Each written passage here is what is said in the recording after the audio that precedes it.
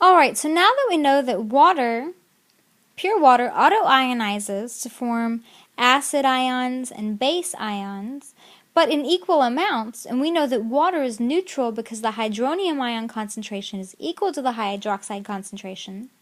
And now that we also know that if you put something into water, whenever the hydronium ion concentration or hydroxide ion concentration is changed, you can make that solution acidic or basic. So if we're looking at a compound, any compound, ionic or molecular, how do we know whether or not that compound is an acid, a base, or neither? Have you ever wondered that?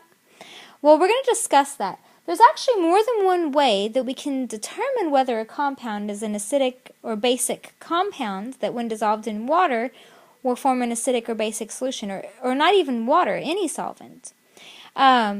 Or other, maybe it reacts with another compound. And there's different ways of defining that. So we're going to go over the three definitions of defining an acid versus a base. The first way to define that is was defined by Arrhenius, a Swedish scientist. And so Arrhenius defined acids and bases as compounds determined by what happens when they're dissolved in water.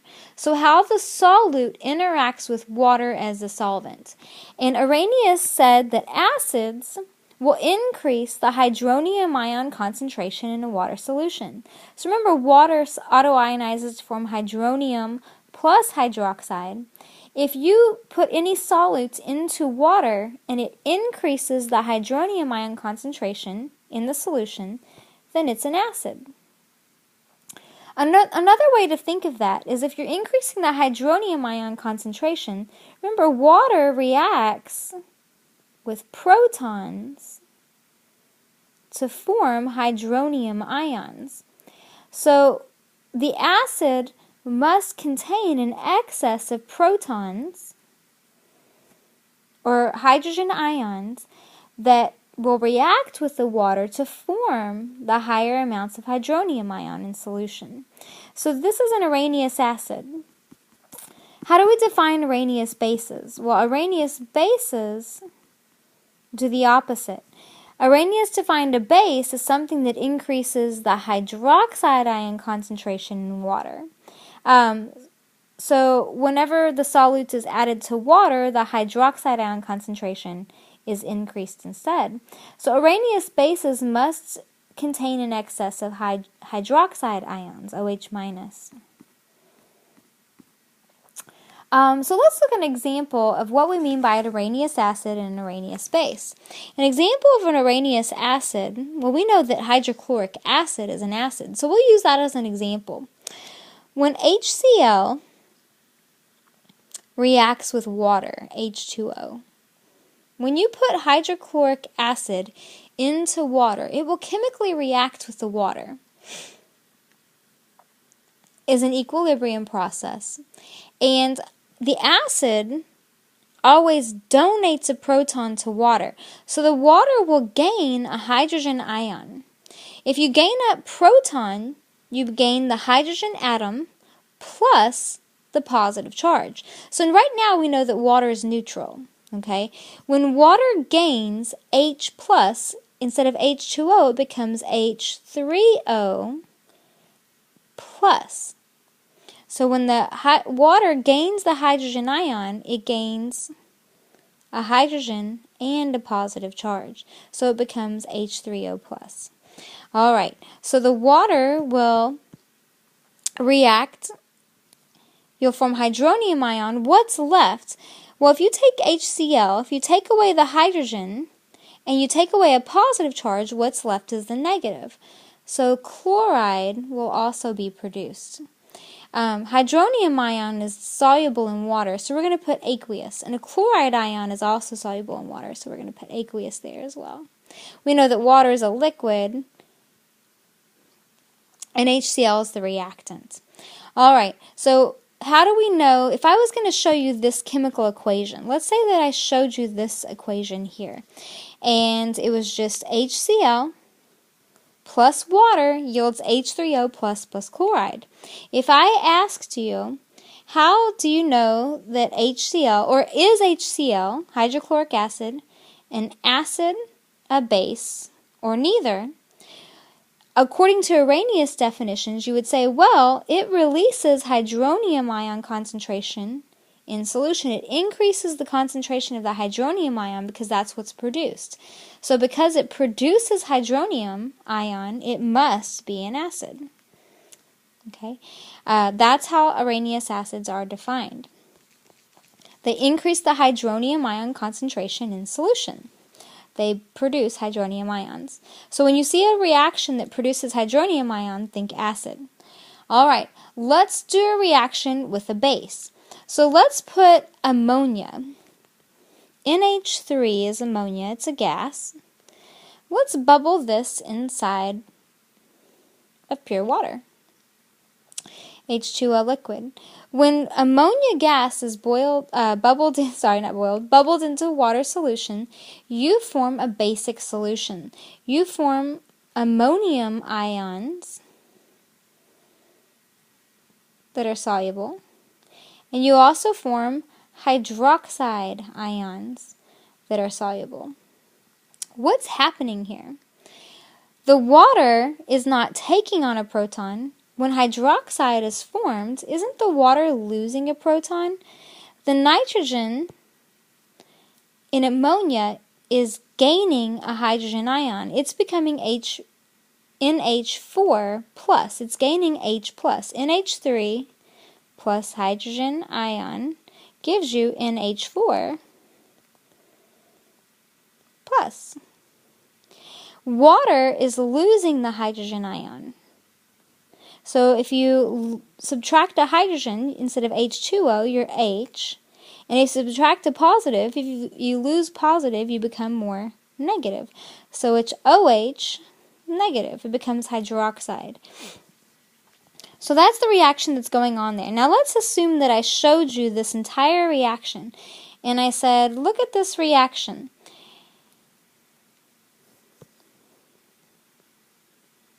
Is ammonia acting as an Arrhenius acid or an Arrhenius base in this reaction?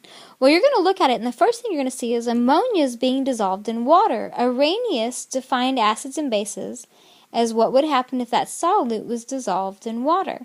And when this compound is put into water, what do we produce? Arrhenius says if you increase the hydroxide ion concentration, if you increase the basic concentration in the water, then you are a base. So whenever a solute produces hydroxide, the solute that reacted with the water was a base. Whenever the solute produces hydronium ion, it was an acid. Some compounds don't react with water to produce hydroxide. They've already got hydroxides in them. For example, the compound sodium hydroxide is an ionic compound that's a salt. Sodium hydroxide, it's a solid. And when you put sodium hydroxide in water, it doesn't react with the water.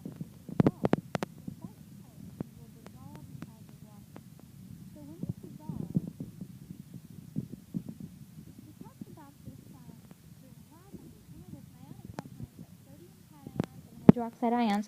What happens when compounds dissolve in water is they dissociate or break apart.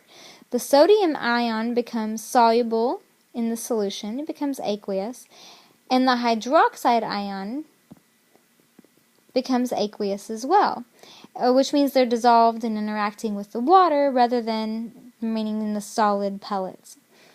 So sodium hydroxide doesn't react with water, but it dissolves in the water, and it produces more hydroxide concentration in the water. So if you increase the hydroxide concentration, once again, you're an Arrhenius base. Okay, so those are two ways that Arrhenius bases can look. You can either react with water or be dissolved in water. So that's the Arrhenius acids and bases. When dissolved in water, do they produce hydronium or do they produce excess hydroxide? Bronsted-Lowry is a second way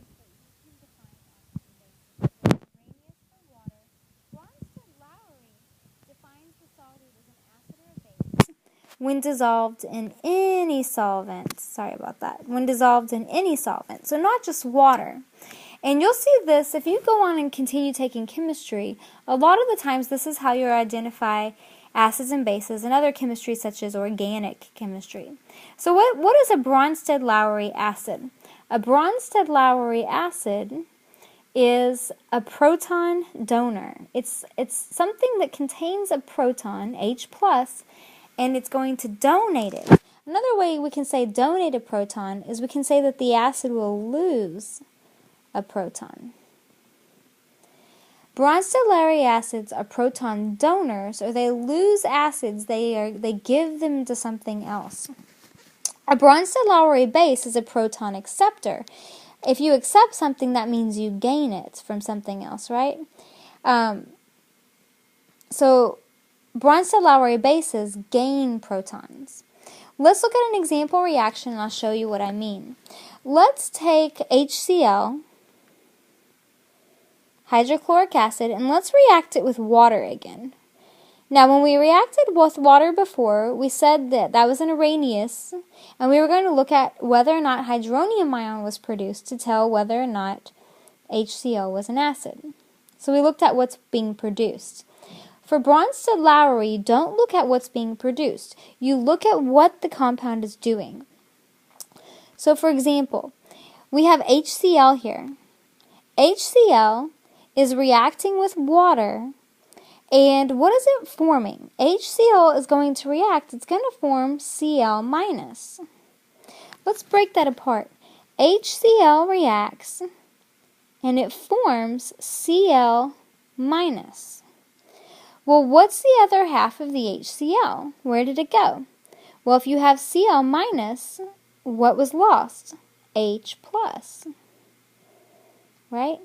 So the H+ was lost from HCl. It dissociated or came away from it, reacted, and it's gone. So HCl forms chloride minus because it lost H+. It lost a proton. So if you lose a proton, we said that you are a Bronsted-Lowry acid. It lost a proton. It was a proton donor. Where did that proton go? Oh, let's go ahead and mark that as an acid then. So this is an acid. Where did that proton go? That proton was lost and it was gained by the water. Notice over here we have water, and then it forms hydronium ion. So find the thing that looks like water. All right. So we have water and we form hydronium ion. Let's write that out. Water forms H3O+. How did we get from H2O to H3O+? You gained a hydrogen and a positive charge. So water was neutral, but it became positively charged because it gained a proton. So if you gain a proton, Bronsted-Lowry said you're what? If you gain a proton, you're a proton acceptor. You are a Bronsted-Lowry base. All right, I have a few more terms for you to know. Acids, we said, lose protons. They are proton donors. Remember how I said that what was left of the acid was the chloride ion because it lost a proton? If HCl is the acid, we are going to call the chloride its conjugate base.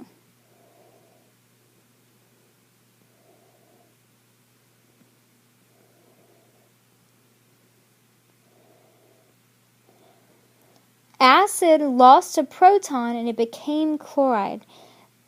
HCl's conjugate base, because it's an acid, is chloride. We said that water was a base because it gains a proton. If a base gains a proton, the hydronium ion here is called the conjugate acid. So what we have here are we have acid-base pairs. Acids always lose protons and they form conjugate bases. So I'm just going to kind of show this. A Bronsted-Lowry acid will always lose a proton.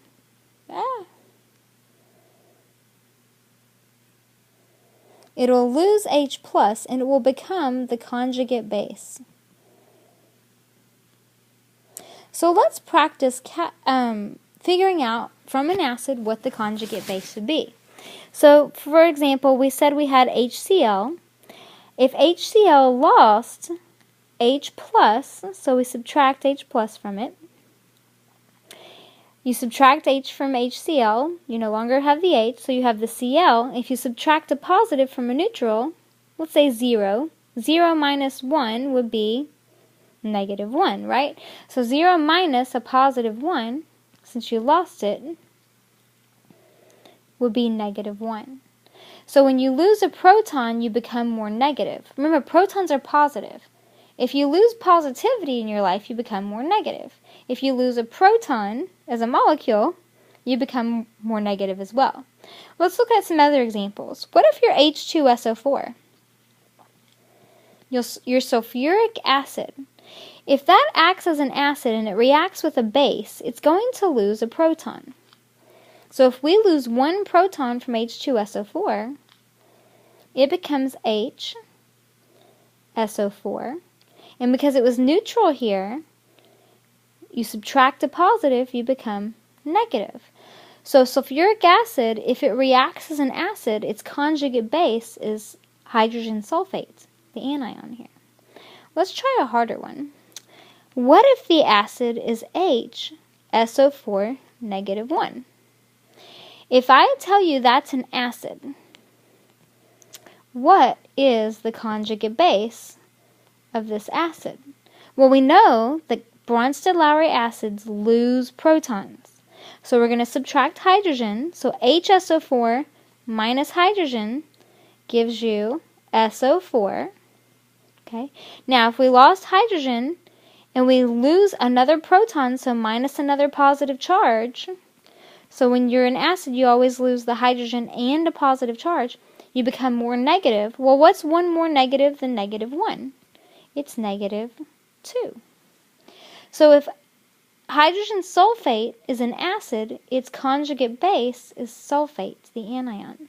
Alright? So acids, Bronsted-Lowry acids, always lose protons. Acids lose protons. They're proton donors, and they produce more negative conjugate bases.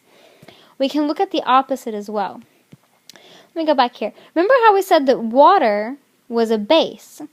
A Bronsted-Lowry base is a proton acceptor. It gains a proton. So water gained a proton and formed hydronium ion, its conjugate acid. So once again, we have this acid-base pair system. If you're a Bronsted-Lowry base, we know that bases are proton acceptors. They gain a proton. They become more positive. Bases become more positive. So they gain a proton, and they form their conjugate acid. So for example, we just did water. We said water in that reaction, just in that reaction, because water can actually act as an acid or a base. It's something called amphoteric. So it can gain a proton or lose a proton. But in that reaction we just saw, water gained a proton. So if water gains a proton, it goes from the base to the conjugate acid. It gains a hydrogen. So you're going to gain one more hydrogen. So you're going to be H3O. And because you gain a proton, remember protons are positive. So you always gain a positive charge. So bases become more positive. Acids become more negative. So this base is the water, and it produced the conjugate acid hydronium. Let's do a different one. Let's do hydroxide. Hydroxide is OH minus. If that's the base, if it gains a proton, if it's a Bronsted-Lowry base, it will gain a proton. That means it will gain an extra hydrogen atom. So instead of H, it'll be H2O. Instead of HO, it's H2O. And if it gains a proton, it also gains a positive charge. Well, this is a negative 1. Negative 1 plus 1 equals what? 0. The charge will be neutral. So hydroxide will react by gaining a proton to become water. Hydroxide here is the base, the water is the conjugate acid. Let's do another one. Let's do NH2. Let's do NH3. Let's do NH3. If NH3, ammonia, the gas, is a base, Bronsted-Lowry bases gain protons. So it gains a hydrogen atom plus the +1 charge. So instead of NH3, it'll be NH4, and it was neutral. You become more positive, so it'll be +1. A base, like ammonia, will react to form ammonium cation, the conjugate acid. So let's come back over here to our notes. I think now we understand what acids and bases are by Bronsted-Lowry, proton donors and acceptors. The protons transferred from the acid to the base. Bases become more positive, acids become more negative. It says in the following equation, label the acid, base, conjugate acid, and conjugate base. So we need to find the acid and base first. So according to Bronsted, acids lose hydrogen ions. So here we have sulfur, H2S, so hydrosulfuric acid, and it forms hydrogen sulfide. So we see here that these two are a pair, and we also see that water forms hydronium ion. That's a pair as well. Well, what happened between H2S and HS-? We lost a proton. If something loses a proton, what is it? According to Bronsted-Lowry, this is the acid. Acids are proton donors. They lose protons. So if that's the acid, what is this? This is its conjugate base. The acid produces the conjugate base. Okay, well, what is water then? On this side of the reaction, if I have an acid over here, then water must be the base. According to Bronsted-Lowry, bases are proton acceptors. We said that the water formed hydronium ion. It went from water to hydronium. It gained H+. So therefore, it was a base. It was a proton acceptor. So if water is the base, what is hydronium? Hydronium is the conjugate acid. Now, what we notice here is that for any chemical reaction that's a Bronsted-Lowry acid-base reaction, one of the compounds is the acid and the other compound is the base. So you always have an acid reacting with a base, and it will form a base and an acid. Alright? So let's kind of clean that up now. So in this reaction, the H2S was the acid because it lost a proton. Its conjugate base was the hydrogen sulfide. Water gained a proton, so this was the base, and it produced the conjugate acid. Alright, now we've already done some examples like these in the discussion, so you can practice those on your own. Let's go ahead and let's look at the third example of how we can define acids and bases. The third way we can define acids and bases is using the Lewis definition. And we're not going to look at many examples in this. As you go further in chemistry and start understanding complexation and electron transfer, chemical reactions and mechanisms, you'll study more about Lewis acids and bases. But I think for here, what we want is a good definition. So know the definitions at least of all of these. And then for Bronsted-Lowry especially, be able to look at a reaction and tell me what the acid and base is by proton transfer. But what are Lewis acids and bases? So far, for Arrhenius and Bronsted, we've been concerned with hydronium ion, right? Hydronium ion concentrations, protons, and with Bronsted-Lowry, it was all about proton transfer. Proton donors and proton acceptors. What's the opposite of a proton? An electron. For the Lewis acids and bases, we define an acid and base based on the electron. Lewis bases are electron donors, and Lewis acids are electron acceptors. So, and Lewis acid, if you remember an acid, if it loses a proton, becomes more negative, right? That's the same thing. The other side of that thinking is if you become more negative, instead of losing a proton, you gain an electron. So Lewis acids gain electrons. Lewis bases, remember for the Bronsted base, they're proton acceptors. They become more positive. Another way to become more positive instead of accepting a proton is to lose electrons. So a Lewis base is an electron pair donor, or Lewis bases lose electrons. All right? So know those definitions. We have Arrhenius acid and base. They react with water to form hydronium ions in greater concentration, or hydroxides in greater concentration. So it's all about what they form in water. With Bronsted-Lowry, it's always looking at the proton transfer. Acids lose protons, bases gain protons.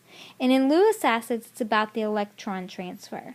Lewis acids gain electrons, and Lewis bases lose electrons. They are electron transfers.